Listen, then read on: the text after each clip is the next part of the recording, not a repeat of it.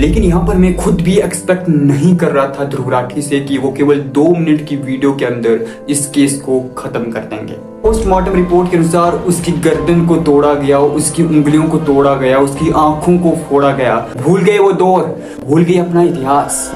एक स्त्री के अपमान हेतु लंका दहन हो जाता था, जहाँ पर एक स्त्री के अपमान हेतु महाभारत तक छिड़ जाता था। लेकिन रात को सैकड़ों लोग आते हैं और हॉस्पिटल पर हमला बोल देते हैं। यहाँ पर हमारी सो कॉल्ड पुलिस को लगता है कि सुसाइड किया गया था उस लड़की के द्वारा। वाह, जय श्री राम दोस्तों। लेकिन 9 अगस्त 2024 जब कोलकाता से एक खबर आती है कि एक डॉक्टर का रेप और मर्डर किया गया, लेकिन इस केस में जो लगातार खबरें आती हैं वो लॉ एंड ऑर्डर पर एक बहुत बड़ा सवाल खड़ा कर देती है। सुसाइड कर दिया है, ये खबर आई है। हाथ जोड़ती रही माँ बाप, हाथ जोड़ते रहे, हमें एक बार दिखाओ, हमारी बच्ची का मुंह एक बार दिखाओ। हमको नहीं दिखाया गया, का शरीर में कोई कपड़ा नहीं था।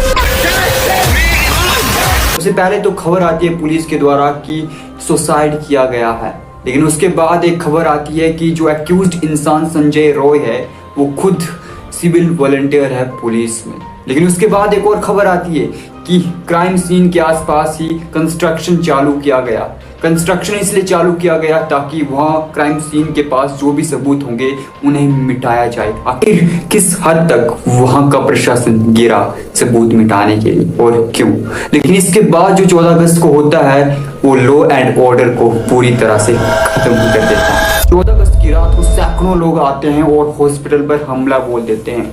डॉक्टर जो प्रोटेस्टर होते हैं उनके साथ मारपीट की जाती है और हॉस्पिटल के भी कई एरियाज को तोड़ा जाता है। आखिर ये किस टाइप का लॉ एंड ऑर्डर है और आखिर ये किस टाइप का जस्टिस दिया जा रहा है एक डॉक्टर की उसकी सेवा के लिए, और साथ में आखिर ये क्यों किया जा रहा है? क्या इसके पीछे प्रशासन भी है या फिर कोई पॉलिटिकल पावर? लेकिन सबसे पहले हमें ये जानना होगा कि आखिर उस लड़की के साथ हुआ क्या सिचुएशन थी और क्या उस लड़की ने फेस किया। पोस्टमार्टम रिपोर्ट के अनुसार उसकी गर्दन को तोड़ा गया, उसकी उंगलियों को तोड़ा गया, उसकी आंखों को फोड़ा गया और तरह तरह के अत्याचार उसके साथ किए गए। यानी कि जो भी उसकी बॉडी को देखेगा ऑब्वियसली उसे इतना तो पता लग जाएगा कि ये सुसाइड नहीं है, और जिसने मर्डर किया है उसने भी बड़ी बेरहमी से और इनह्यूमन कंडीशंस में मर्डर किया है। लेकिन यहाँ पर हमारी सो कॉल्ड पुलिस को लगता है कि सुसाइड किया गया था उस लड़की के द्वारा। वाह, लेकिन आखिर ऐसी घटनाएं होती क्यों हैं? आखिर इन घटनाओं के पीछे कौन जिम्मेदार है? तो जिम्मेदार हैं यहाँ पर हम और हमारे पॉलिटिशियंस। हम क्यों? क्योंकि हम ही वही लोग हैं जो कि उन पॉलिटिशियंस को वोट देते हैं बिना कुछ देखे। अगर आप कांग्रेस के सपोर्टर हैं तो ऑब्वियसली आप कांग्रेस के किसी भी लीडर को वोट दे देंगे, चाहे वो जो भी हो, चाहे उसका बैकग्राउंड, चाहे उसका कैरेक्टर जो भी हो। अगर बीजेपी के हो तो सिमिलर आप यही करोगे, किसी दूसरी पार्टी के सपोर्टर होंगे तब भी यही करोगे, लेकिन उसके बैकग्राउंड एंड कैरेक्टर को बिल्कुल भी नहीं देखोगे। ये हमारी सबसे बड़ी गलती है, और हमारा माइंडसेट जो भी लड़कियों के प्रति है वो भी हमारी ही गलती है। और आज हम सिर्फ प्रोटेस्ट कर रहे हैं, कैंडल मार्च निकाल रहे हैं, मोमबत्तियां जला रहे हैं। भूल गए वो दौर, भूल गए अपना इतिहास। एक स्त्री के अपमान हेतु लंका दहन हो जाता था, जहाँ पर एक स्त्री के अपमान हेतु महाभारत तक छिड़ जाता था। लेकिन आज केवल कैंडल मार्च निकाली जा रही है, आज केवल मोमबत्तियां जलाई जा रही हैं। आपको ये तो समझ आ गया होगा कि हम क्यों जिम्मेदार हैं, लेकिन हमारे पॉलिटिशियंस क्यों जिम्मेदार हैं ये भी हमें समझना चाहिए। क्योंकि पॉलिटिशियंस का सबसे महत्वपूर्ण कार्य होता है अपने क्षेत्र में लॉ एंड ऑर्डर को बनाए रखना। लेकिन क्या आपको ये सब घटनाएं देखकर सीरियसली लगता है कि लॉ एंड ऑर्डर का सही से पालन किया जा रहा है, या फिर लॉ एंड ऑर्डर नाम की कोई चीज एक्सिस्ट भी करती है हमारे इस राज्य में, हमारे इस देश में? अगर एक्सिस्ट करती तो ऑब्वियसली ये सब नहीं होता। आप सभी लोग भी अपने दिल पर हाथ रखकर खुद से आंखें बंद करके एक सवाल पूछिए, क्या आज हमारी बहन बेटियां सचमुच सुरक्षित हैं? क्या आज हमारी बहन बेटियां 10 बजे के बाद घर से बाहर निकल सकती हैं?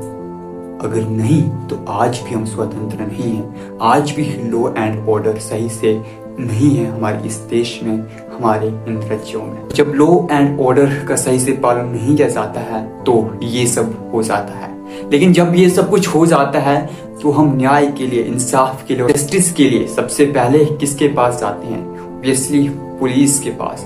लेकिन जिस केस में, जिस इंसिडेंट में या फिर जिस सिचुएशन में अगर पुलिस ही मिकी हो, अगर पुलिस ही उस केस को दबाने की कोशिश करे, अगर पुलिस ही कहे कि ये सुसाइड है, तो फिर क्या करोगे? तो ऑब्वियसली फिर आप जाओगे स्टेट गवर्नमेंट के पास, आपकी होप होगी स्टेट गवर्नमेंट। लेकिन स्टेट गवर्नमेंट खुद उस केस में कहीं ना कहीं इन्वॉल्व हो, यानी कि स्टेट गवर्नमेंट खुद भी उस केस को दबाने की कोशिश करे, तो फिर कहाँ जाओगे? फिर आपकी लास्ट होप होगी कोर्ट, यानी कि इंडिया का जुडिशरी सिस्टम।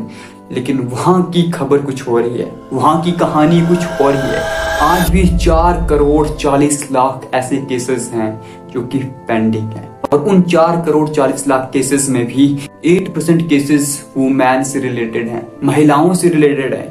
यानी कि लगभग 36 लाख केसेस ऐसे हैं जो कि महिलाओं से रिलेटेड हैं। और यहाँ पर भी 45% केसेस में जो अपराधी है वो जमानत लेकर फरार हो जाता है, यानी कि भाग जाता है, उसकी किसी को खबर नहीं होती है। तो क्या ऐसी जुडिशरी सिस्टम से आपको इंसाफ मिल पाएगा?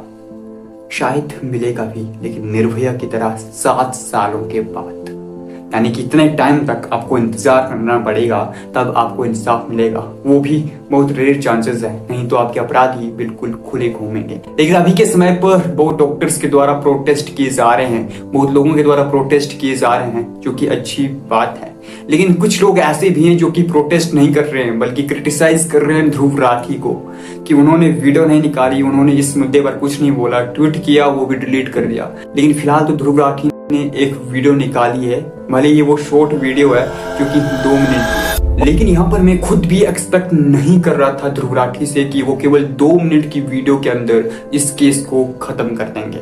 लेकिन उन्होंने इस केस को 2 मिनट की वीडियो के अंदर ही खत्म कर दिया, उसके अंदर ही सब कुछ बता दिया। और शायद आगे भी कोई बड़ी वीडियो ये ला सकते हैं, लेकिन ना भी लाएं तो वो उनका पर्सनल ओपिनियन है, ला भी सकते हैं, नहीं भी ला सकते हैं। हमें इस पर उतना ध्यान नहीं देना चाहिए, लेकिन हमें ध्यान देना चाहिए कि हमें प्रोटेस्ट नहीं बल्कि प्रोटेक्ट करना है।